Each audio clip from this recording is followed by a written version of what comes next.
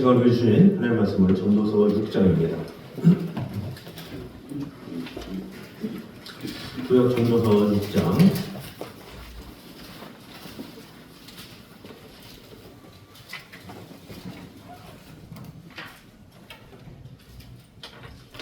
3절에서 7절까지 말씀입니다.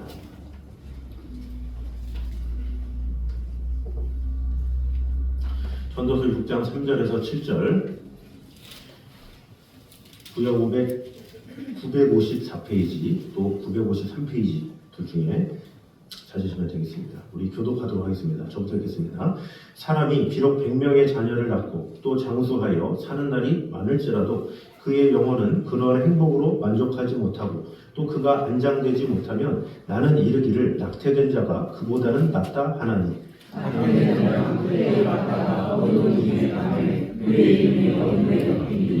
햇빛도 보지 못하고 또 그것을 알지도 못하나 이가 그보다 더 평안함이라.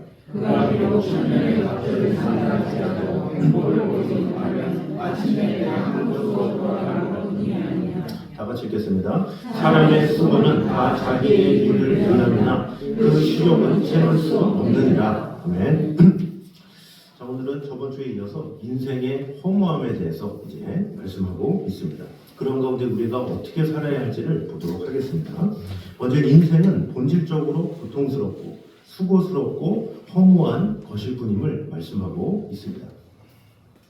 우리 3절에서 6절까지를 보면 솔로몬의 인생 가운데 가장 헛된 삶이 뭐냐? 그야말로 삶이라고 할 수 없는 낙태된 자를 이제 예로 듭니다. 자, 그런데 그 낙태된 자와 비교되는 사람이 어떤 사람이냐? 3절에 100명의 자녀를 낳고 또 장수하여 사는 날이 많은 사람, 그런 사람하고 비교를 하고 있어요. 그런데 100명의 자녀를 간다 할지라도 또 장수를 한다 할지라도 제대로 안장되지 않으면 차라리 낙태된 자가 낫지 않느냐, 이렇게 말을 하고 있습니다. 나름대로 성공한 것처럼 보이고 출세한 것처럼 보인 사람과 비교할 때 사실 낙태된 자가 더 낫지 않느냐, 이렇게 말을 하고 있습니다. 아무리 오래 산다 할지라도 세상의 질고를 필연적으로 맞으며 결코 진정한 낙이나 만족이 없이 사는 사람들이 있기 때문에 그렇게 만족이 없이 또 제대로 된 성취도 없이 죽는 게 어떻게 보면 낙태된 자보다 못하지 않느냐, 이렇게 말하고 있는 것이죠. 솔로몬은 이렇게 인생의 허무함을 말하지만 성경 전체로 이렇게 말씀하고 있습니다. 아삽은 시편 78편 39절에 가고 다시 오지 못하는 바람이다, 이 생명에 대해서 그렇게 표현하고 있습니다. 또 모세는 시편 90편 10절에 우리의 연수가 70이요 강건하면 80이라도 그 연수의 자랑은 수고와 슬픔뿐이요 신속시간이 우리가 날아가나이다, 이렇게 탄식하고 있습니다. 또 이사야는 사람의 생명을 가리켜서 시드는 풀과 꽃이다, 이렇게 비유를 하고 있습니다. 또 야고보서에서는 생명을 가리켜서 너희는 잠시 보이다가 없어지는 안개니라, 이렇게 말씀하고 있습니다. 이처럼 덧없는 삶, 허무한 것, 고통과 슬픔으로 가득한 것이 인생이다라는 것이죠. 이런 인생 가운데 사람들은 끊임없이 많이 가졌느냐, 만족이 있느냐, 그것을 가지고 살아간다라는 거죠. 여러분 이렇게 러닝머신 타보셨습니까? 네, 옷걸이로 많이 쓰시잖아요. 근데 이렇게 러닝머신을 타면 열심히 뛰든 천천히 뛰든 상관없이 제자리야. 그게 인생과 같다라는 거죠. 열심히 뛰든 천천히 뛰든 상관없는 거예요. 그게 속도를 많이 올려서 빨리 뛰든 어떤 사람이든 그 결과는 항상 그 자리이듯이 우리 인생도 마찬가지예요. 열심히 뛰나 천천히 뛰나 어떻게 뛰나 그 인생은 또 때가 되면 저물 수밖에 없는 것이 인생이다라는 것이죠. 아무리 오래 살고 많이 이루어도 삶의 기쁨을 모르면 결국 제자리 인생이다라는 것이죠. 그래서 업적은 남았지만 인생은 비어있는 사람들이 많이 있어요. 알렉산더 대왕 보면 얼마나 많은 업적을 남겼습니까? 그가 33살에 거의 지구의 3분의 1 그 이상을 정복했으니 얼마나 대단한 사람입니까? 그런데 그런 33살에 그런 세계를 정복하고도 그가 마지막에 내가 죽거든 내 손을 무덤 밖에다가 내놓게 해라, 이렇게 말하잖아요. 무엇입니까? 나 천하의 알렉산더도 빈손으로 간다라는 것을 알려주는 거죠. 아무리 많은 업적을 누렸다 할지라도 인생을 떠날 때는 다 모든 것을 버리고 가는 것이 우리 인생이다라는 것입니다. 그래서 현대 사회는 역사상 가장 풍요로운 시대죠. 먹을 것도 넘치고 집은 따뜻하고 정보는 손안에 있고 그럼에도 불구하고 우울과 공허는 증가한다라는 것이죠. 왜 그렇습니까? 인간은 소유로 채워지는 구조가 아니기 때문에 그래요. 인간은 소유에서 만족을 누리면 좋을 것 같은데 이 시대에 많이 발전했잖아요. 뭐 인공지능부터 시작해서 모든 것이 많이 발전했다 할지라도 인간의 기쁨은 더 잘하는 것이 아니라 더 새로운 것, 더 나은 것, 더 필요한 것, 그것을 추구하는 것이 우리 인생이다라는 것입니다. 그래서 전도자는 극단적인 가정을 말하고 있죠. 자녀가 100명이고 또 2000년을 살았다 할지라도 낙을 누리지 못하면 아무런 소용이 없다라는 것이죠. 그래서 사람들은 인생의 문제에 대해서 더 많이 가지면, 더 많이 누리면, 더 많이 모으면, 더 많이 무엇인가를 하면 만족할 것이다 생각하고 살아가요. 대부분의 많은 사람들의 특징이 뭐냐? 지금 행복하지 못하다는 게 특징이에요. 지금 행복하지 못하고 행복할 것이다를 생각하고 바라보면서 살아가요. 근데 그 생각이 딱 1년이 지난 후에 행복이 있을 것이라 생각하지만 계속 미뤄져요. 그 인생이. 참 신기하죠? 뭔가 5년을 계획을 세워도 또 그때 되면 또 다른 문제로 인해서 또 5년을 바라봐야 되고 또 5년을 바라봐야 되고 끝없이 만족이 없이 계속 그것만을 추구하면서 사는 것이 인생이다라는 거죠. 어느 누가 딱 내가 3년 뒤에는 뭐가 되고 뭐 5년 뒤에는 뭐를 하고 10년 뒤에는 뭐를 해야 되겠어 라고 마음을 먹어도 막상 그때가 되면 또 다른 것 때문에 만족을 누리지 못하는 것이 인간의 연약함이다라는 것입니다. 그래서 인생의 문제는 우리가 가진 것이 적어서가 아니라 우리가 바라보는 방향이 잘못됐기 때문에 그래요. 애초에 시작을 잘못했기 때문에 그래요. 목표를 잘못 잡아서 그래요. 나의 욕심으로 잡고 나의 욕망으로 잡기 때문에 결과도 안 줄 수밖에 없어요. 왜? 나의 욕망은 끝이 없거든요. 나의 욕심은 해도 한이 없기 때문에 나는 이 정도면 되겠지라고 내가 정해도 인간이라는 존재가 그때가 되잖아요. 그러면 더 나은 것을 원하는 것이 사람이에요. 그래서 잘못된 목표를 가졌으니까 잘못된 결과를 얻게 되고 또 그로 인해서 실망하는 것은 당연하죠.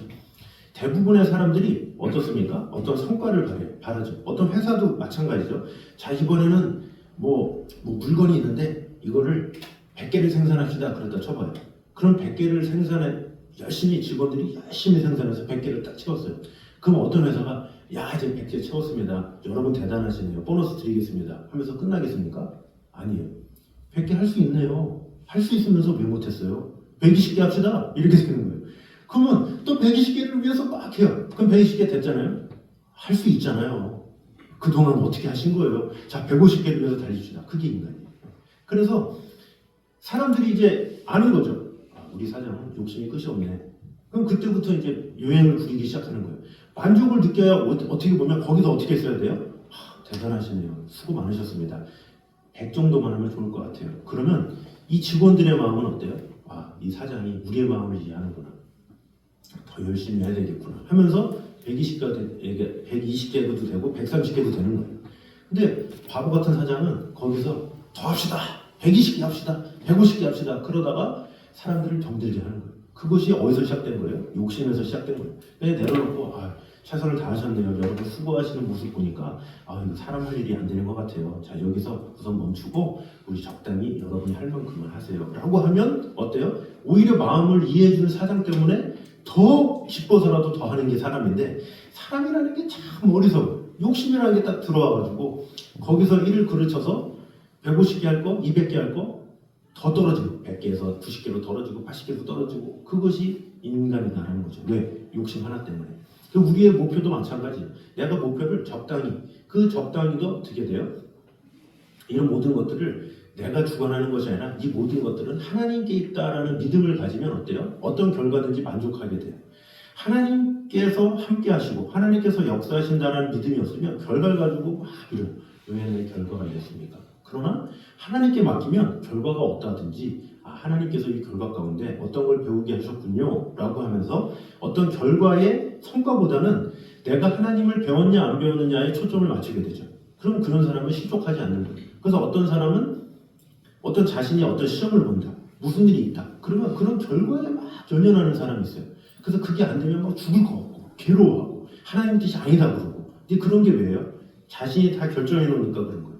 결정해 놓으니까 자기 마음대로 안 되니까 불만이 생기는 거고 또 다른 것을 위해서 주장하고 살죠. 그러다가 되면 또 그런 사람들은 또 특징이 자기 잘났대요. 내가 잘해서, 내가 노력해서 됐다고 그래요. 그러니까 잘 되면 자기 탓이고 안 되면 하나님께서 하셨다고 그러고 그러니까 해답이 없는 거죠. 그래서 우리는 어떤 결론에 대해서도 내가 목표를 정하는 것이 아니라 나는 이렇게 원하지만 하나님께서 뜻하신 바대로 하나님께서 원하신 바대로 하나님 이루길 원합니다. 이런 여유 있는 마음을 가지는 것을 하나님께서 기뻐하시는 거예요. 그러면 어떤 결과가 있든지 여유가 있는 거예요. 하나님께서 나로 하여금 이 정도만 하게 하셨구나 라고 하면서 그냥 거기서 끝낼 수가 있는 거죠. 근데 그 모든 결과가 하나님이 아니면 내 성으로 하면 끝이 없어요. 왜? 인간은 욕심이 끝이 없기 때문에. 그래서 내 만족으로 하다 보니까 끝이 없는 거예요. 5년이 지나도 10년이 지나도 인격도 안 변하고 아무것도 안 변하고 어떤 성과 위주로 사람들이 가게 되고 그 성과 위주로 막 사로잡히니까 주위 사람들도 피곤한 거예요. 그러나 하나님의 은혜에 초점을 맞추는 사람들은 어떤 결과든지 하나님께 맡기기 때문에 용납하게 되고 이해하게 되고 이렇게 하게 되는 거죠. 뭐 자녀가 내가 100점을 못 받았어요. 뭐 그게 무슨 상관이에요. 이런 모든 과정 가운데 하나님이 함께 하시고 은혜하시고 이런 것이 중요하지 어떤 인간적인 잣대 가지고 이거 하면 잘하는 거고 못하면 못하는 거고 뭐 3개 틀리면 더 이놈아 막 이러고 이런 거 어떤 그런 것 가지고 측정해서 그런 걸로 행복을 하는다? 이것은 행복이 있을 수가 없는 거예요. 어떤 것이든지 하나님께서 은혜 주시고 역사하신다라는 하나님께서 모든 것을 이루신다라는 마음을 가지면 우리의 욕심은 다 하나씩 제한해지고 하나님의 뜻만 남는 거예요. 그래서 내가 얼마나 배웠느냐, 얼마나 내가 그 하나님의 뜻을 알았느냐, 이것이 참 중요한 거예요. 우리가 자순절에 대해서 오전에 얘기했지만 금식하느냐 안 하느냐 이게 중요한 게 아니라 내가 주님을 배우는 것이 중요하다고 그러잖아요. 마찬가지로 우리가 믿는 사람으로서 어떤 성과를 위해서 뛸 필요는 있어요. 뛸 필요는 있지만 그 과정을 통해서 하나님을 배웠느냐, 하나님의 음성을 들었느냐, 하나님의 마음을 알았느냐, 그게 더 중요하다는 거죠. 그렇지 못하고 쳇바퀴 돌듯이 반복하면 이 전도서에서 말하는 것처럼 낙태된 자와 별 차이가 없다라는 것이죠. 그래서 우리의 욕망을 다 내어놓고 우리 인간은 본래 다 욕심덩어리고 다 부족한 연약한 자임을 꼭 기억함으로 인해서 하나님 안에서 사는 인생은 작은 것 속에서도 만족할 수 있다는 사실을 꼭 기억함으로 내가 지금 하나님 안에 있는가 하나님의 뜻 안에 있는가 이렇게 점검하며 나아가는 저와 여러분 되시기를 주님의 이름으로 축원합니다. 자, 두 번째는 단 하루를 산다 할지라도 하나님을 믿는 행복 속에서 살아야 함을 볼 수가 있습니다. 우리 6절 말씀 다 같이 보도록 하겠습니다. 6절 말씀 같이 읽겠습니다. 시작.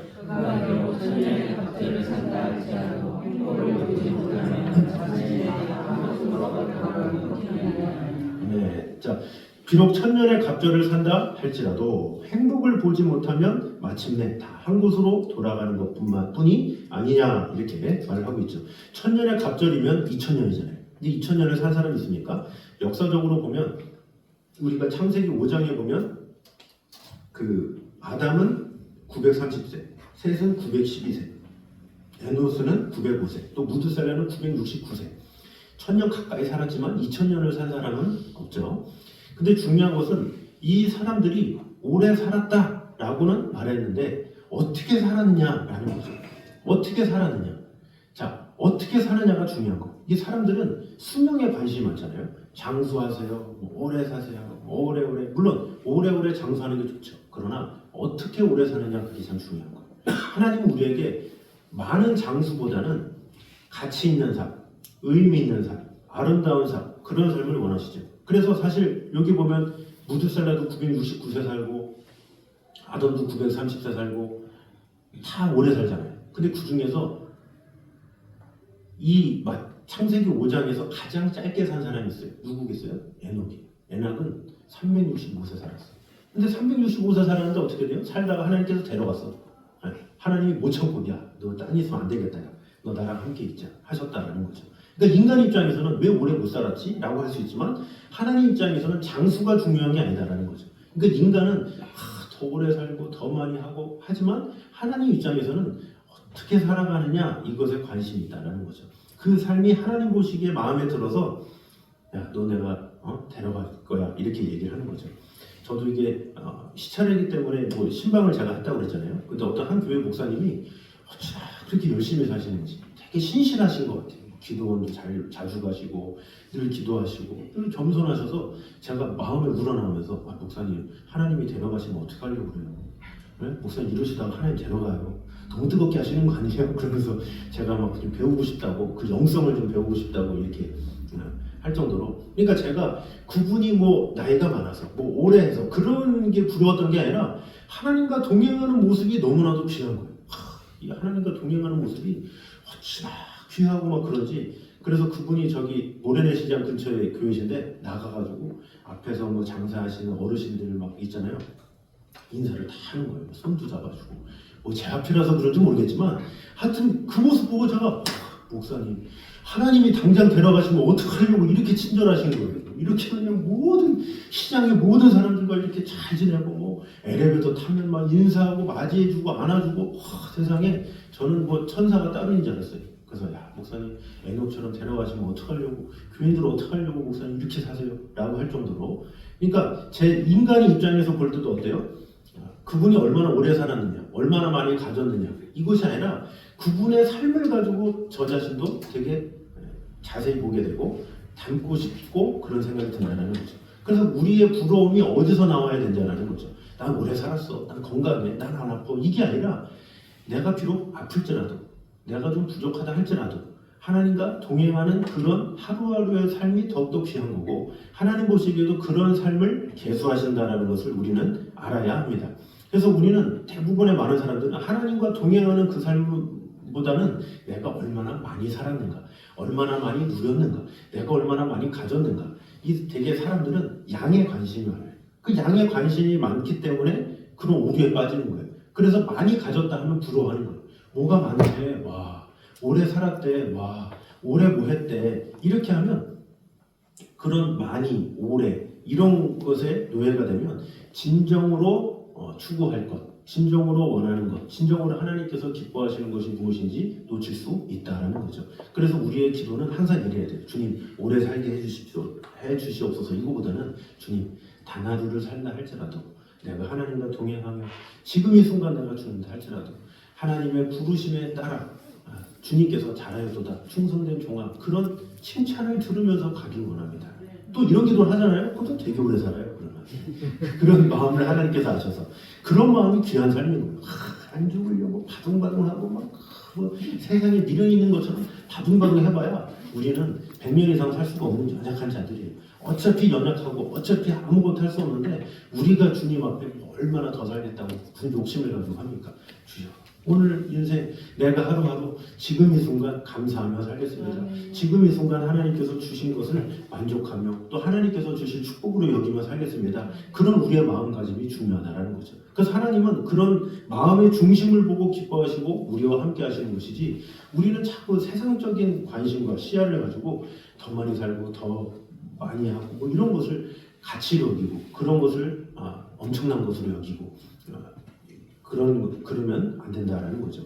그래서 우리는 겉사람보다 우리의 속사람이 늘 새로울 수 있도록 준비되며 나아가는 것 하나님의 뜻 안에 내가 얼마나 순종하며 나아가는가 그런 하루하루를 하나님께서 기뻐하신다라는 사실을 우리는 알아야 합니다. 자 그래서 이런 기쁨 가운데 있는 사람은 어때요? 세상의 어떤 것에 집착하지 않죠. 그래서 초대교회 성도들이 어때요? 막 복음을 전하고 그러는데 막 때리네. 그런데 내가 예수 이름으로 맞았어. 내가 예수 이름으로 핍박받았네. 그러면서 기뻐했다고 그러잖아요. 말이 됩니까? 그게? 날 때려. 내가 뭐 잘못했어. 내가 뭐 뭘 했다고 그랬어. 내가 한 거는 전도밖에 없는데 왜 그래? 그게 아니라 내가 주의 이름으로 내가 맞았다고 그러면서 기뻐한다는 거 있을 수 없잖아요. 이 개념 자체가 다른 거예요. 우리와 기쁨의 그 가치 자체가 다른 거죠. 우리는 많이 벌었대, 뭐 했대, 성공했대. 그러면 그걸 가지고 같이 기뻐하는데 이 초대교회 때는 매를 얼마나 맞았느냐. 난 5대 맞았어.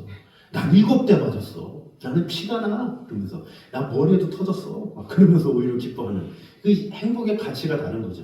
그래서 하나님의 기쁨의 가치와 우리의 기쁨의 가치는 이 괴리가 있는 거예요. 하나님의 생각의 기쁨은 이건데 이 사람은 자꾸 다른 것으로 기뻐하려고 해요. 바울과 실라가 감옥에 있었잖아요. 근데 감옥에 있었는데 기쁘네? 거기서 어떻게 돼요? 찬양하고 예배하죠. 감옥에 갇혔는데 어떻게 그럴 수가 있어요? 그 어두컴컴한 그리고 쇠사슬이 묶고 냄새가 그곳에서 하나님과 함께 하시니까 하나님의 영이 그들과 함께 있기 때문에 찬양하고 찬송하고 예배하고 그랬더니 옥문이 열리잖아요. 역사가 일어나는 거죠. 그러니까 하나님은 그런 순간순간에 간증의 삶을 원하시는 거예요. 그래서 우리의 삶이 간증 없이 그냥 지나가는 100년보다 간증 있는 하루의 삶이 더욱더 귀하다라는 거죠.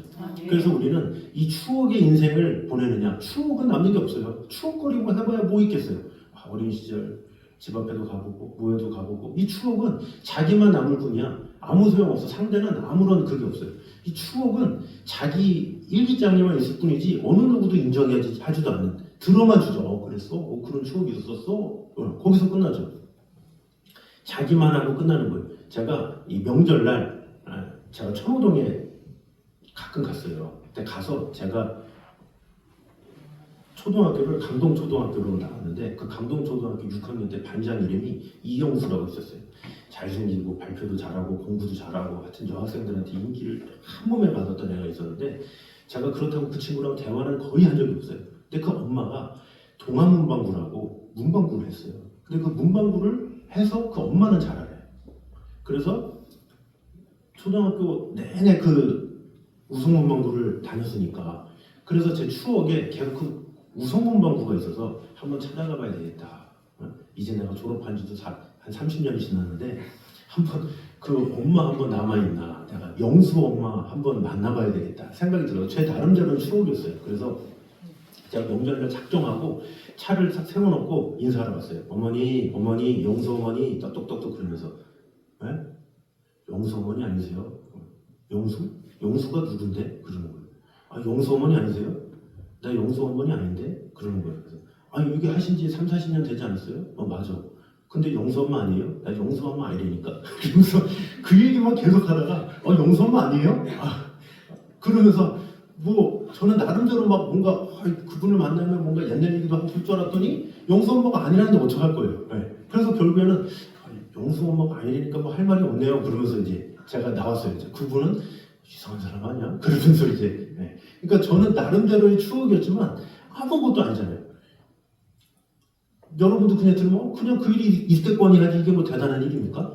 그런데 그 추억이라는 것은 그 개인에게만 끝나는 그런 일이다라는 거죠. 본인에게만 남고 본인만 그냥 기쁘고 본인만 일기장 붙잡고 본인만 사진첩 붙잡고, 그러나 간증은 다르다라는 거예요. 간증이라는 것은 내가 하나님께서 이렇게 역사하셨고 하나님의 은혜를 말하고 하나님의 그 위대하심을 말하면 그 상대가 어때요? 아멘 하면서 그 하나님이 내 하나님이 됐으면 좋겠다라는 마음을 가져요. 공감이 되죠. 그러면서 그 하나님의 은혜가 같이 한 마음을 이루어서 한 뜻을 이루고 생명이 되는 거예요. 그래서 우리는 인생을 살면서 추억거리 많이 만들어야지 뭐 해야지 이것보다는 수많은 추억거리 해봐야 발자취만 많아지지 할 것만 많아지지. 저처럼 또 괜히 우성문방구 차려다니라고 제가 그것도 왜 얘기하냐면 몇 번을 가려다가 못 갔거든요. 20년 전에도 가려다가 10년 전에도 못 갔고 그래서 가는데 결국 헛수고한 거 아니에요. 그러니까 참 이 추억이라는 게 헛될 뿐이에요. 본인만 갖고 있는 거지. 그러나 간증은 아니다라는 거죠. 간증은 하나님의 살아계시고 역사하심이기 때문에 그런 거야말로 우리의 생명을 살리는 일이다라는 것을 꼭 기억하므로 우리가 하나님 앞에 늘 기도할 때 주여 나에게 좋은 추억을 허락하여 주시옵소서 이게 아니라 주여 단 하루를 산다 할지라도 단 한 시간을 지낸다 할지라도 나에게 간증거리 좀 허락하여 주시옵소서. 하나님을 좀 만나기 원합니다. 하나님을 체험하고 싶습니다. 하나님 사순절인데 하나님 살아계신 좀 경험하지 못하고 이번 사순절 지나가면 어떡해요. 하나님 살아계신 좀 역사해 주세요. 이렇게 하면 하나님께서 우리에게 은혜 주시고 그 은혜를 내가 받고 나누면 어떻게 돼요? 그 은혜가 배가 된다는 거죠. 그런 삶을 하나님께서 기뻐하신다라는 사실을 꼭 기억함으로 이 사순절에 주님과 긴밀하게 동행하며 추억이 아닌 간증을 남기는 저와 되시기를 주님 이름으로 축원합니다. 자, 마지막 세 번째입니다. 사람의 욕구는 스스로의 수고가 아니라 하나님 앞에서 자족할 때 채워진다라는 것입니다. 마지막 7절을 보겠습니다. 자, 시작. 사람의 수고는 다 자기의 입을 위함이니 이나 그 식욕은 채울 수 없느니라. 자, 참 안타까운 말씀이죠. 사람의 수고는 다 자기의 입을 위함이래요. 근데 그 식욕은 채울 수 없다라는 거죠. 자, 여기서 말하는 수고는 해 아래서 행하는 모든 노고를 말합니다. 그래서 원문으로 보면 진절이 나는 노력, 고역 이런 걸 말해요. 그러니까 이 수고가 입에 단내 나도록 하는 그런 수고를 말하는 거예요. 근데 입에 단내 나도록 하는 게 어때요? 결국에는 자기 입 때문에 자기 입의 만족을 위해서 애를 쓰고 하는데 결국에는 뭐예요? 그 식욕은 차지 않는다. 얼마나 참 공허해요.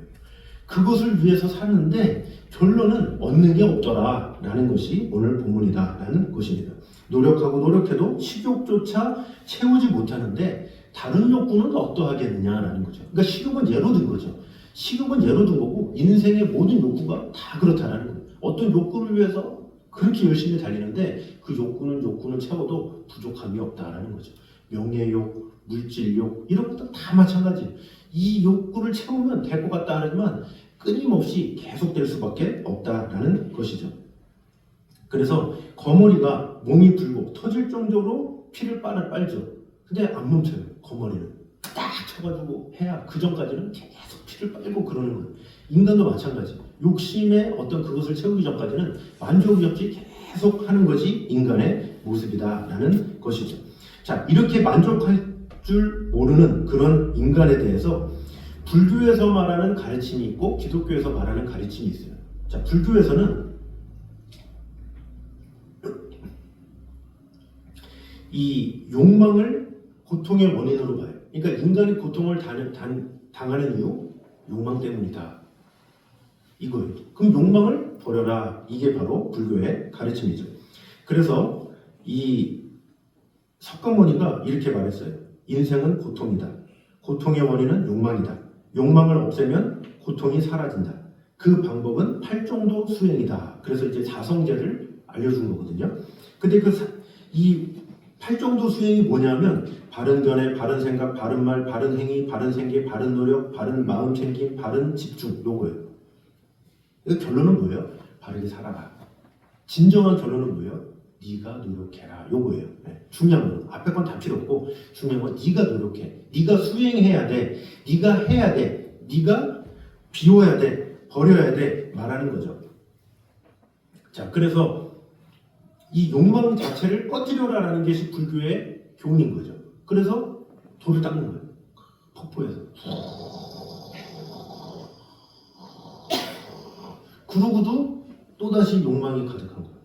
그래서 그 위대한 스님들도 또 새벽에 일어나서 또 폭포를 딱 나와가지고 또 어떤 생각이 들어요? 그 수행하면 수행할수록 인간은 죄가 많거든요. 그러면 새벽 3시에 일어나던 사람이 2시에 일어나고 1시에 일어나고 잠도 안 자고 그래요. 그래서 그 유명했던 성철 스님도 뭐라고 그래요? 내 죄가 수미산보다 많다 그러잖아요. 그러니까 네가 해라 이건 거예요. 그러니까 네가 해라 그러는데 할 수 있어요? 인간이? 못하잖아요. 그것이 문제다라는 거죠. 그러나 성경은 뭐라고 그래요? 성경은 욕망을 제거하라가 아니라 참된 대상으로 바꾸라는 거예요. 너는 못해.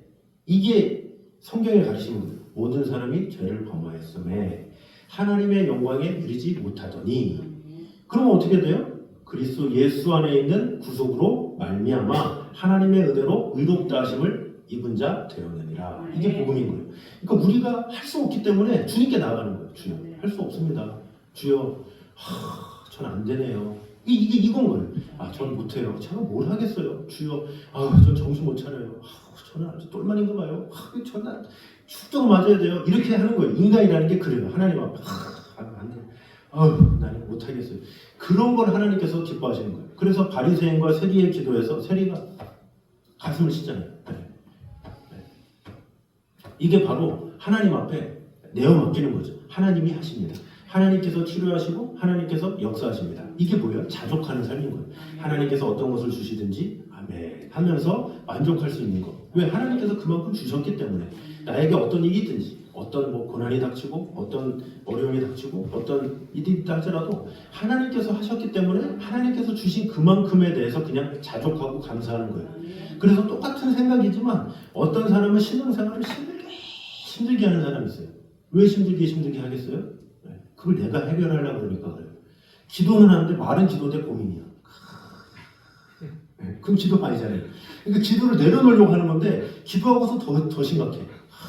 내가 기도를 했는데 문제가 심각한 거예요. 이 기도를 하면 해결이 돼 있어야 되잖아요. 주님께 맡겼기 때문에. 그래야 되는데 이상하게 기도를 했는데 더 짐이 눌려. 그러면 기도하면 할수록 더 짐이 눌리고 이건 기도가 잘못된 거예요. 기도하면 자유해야 되잖아요. 맡겼으니까. 그래서 주님께 맡기고 주님께 아뢰고 주님께 모든 것을 내어놓으면 우리는 오히려 자유함을 가지고 하나님께서 은혜 주시고 함께 하실 것을 믿고 하나님께 나아가는 거예요. 우리 자녀가 아빠 또 대금이 필요한데 어떻게 해요? 학교에서 돈 내라는데 15만 원 필요하대요. 그랬어요. 그 아빠가 그래? 알았어. 그럼 어떻게 해? 자녀는 더 이상 걱정이 없어. 왜 아빠가 해주겠다고 했으니까. 근데 그렇게 말했는데 또 학교 가가지고 15만 원 어떡하지? 주여! 진짜 주여져. 네? 15만 원. 주여! 15만 원. 어떡하지 15만 원. 이러면 계속 15만 원, 15만 원 계속 이러고 있다 쳐봐요. 그러면 계속 읊조리는 걸 선생님이 보고 이상하네. 뭐가 아픈가? 그러고서 이제 집에 전화한 거죠. 아버지 혹시 무슨 일 있나요? 자꾸 아드님이 자꾸 15만 원, 15만 원 이러는 거. 그러면 그 아버지가 그거 전화 듣고 뭐라고? 15만 원 준다고 그랬는데 왜 그러죠? 그러면 선생님도 내가 어떻게 알아요? 그러죠. 그러니까 맡겼으면 생각을 안 해야지 왜 맡겨놓고서 왜 고민하냐는 거예요.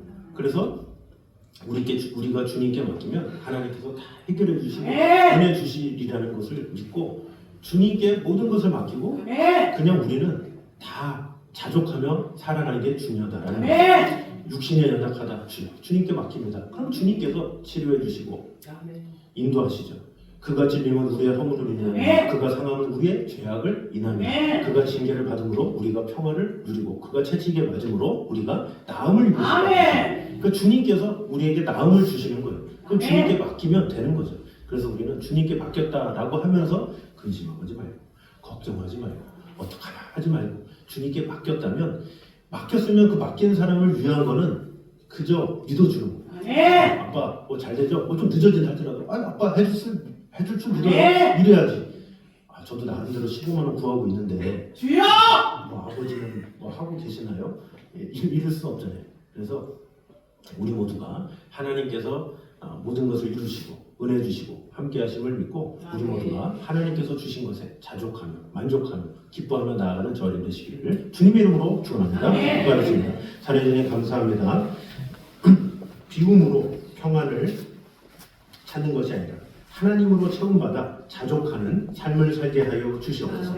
우리의 인생은 너무나도 짧고 또 너무나도 제한되어 있습니다. 그러나 이 제한된 삶을 어떻게 살아가느냐가 참으로 중요함을 보게 되었습니다. 우리가 천년을 산다 할지라도 천년의 갑절을 산다 할지라도 하나님과 동행하지 않는 삶이 무슨 의미가 있겠습니까? 추억거리만 쌓는 그런 인생이 아니라 우리의 삶을 간증으로 바꾸는 삶이 되게 하여 주시옵소서. 오직 하나님으로부터 말미암아 참된 쉼과 만족을 얻는 그런 삶을 살아가게 하여 주시옵소서. 그러므로 하나님께서 주시는 기쁨으로 하나님께서 주시는 평강으로 하나님만이 우리의 모든 것 되심을 온전히 믿고 나아가는 우리 성도들의 삶이 되게 하여 주시옵소서. 이 사순절 하나님과 긴밀하게 동행하는 하루하루의 삶이 되어서 이 사순절이 그저 내가 금식을 조금 했고 그저 내가 절제했고 이런 것으로 남는 사순절이 아니라 하나님을 경험했고 하나님의 말씀을 체험했고 하나님의 음성을 듣는 그런 사순절이 되게 하여 주시옵소서. 이제는 우리 주 예수 그리스도의 은혜와 아버지 하나님의 무한하신 사랑과 성령님의 교통하심이 늘 우리와 함께 계시는 하나님의 나라와 영광을 위하여 오늘도 하나님께서 주실 모든 일들에 자족하며 기쁨으로 나아가길 원하는 이 자리에 있는 모든 성도들 위해 육태원까지 함께 있기를 간절히 축원하옵나이다. 아멘.